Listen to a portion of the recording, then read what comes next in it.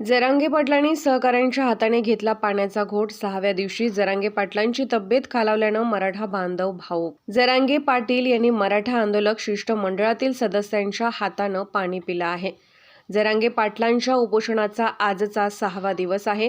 त्यामुळे जरांगे पाटलांची तब्येत अत्यंत खालावली होती. त्यामुळे जरांगे पाटलांनी भेटण्यासाठी मोठ्या संख्येने मराठा बांधव अंतर्वलीत दाखल झालेत.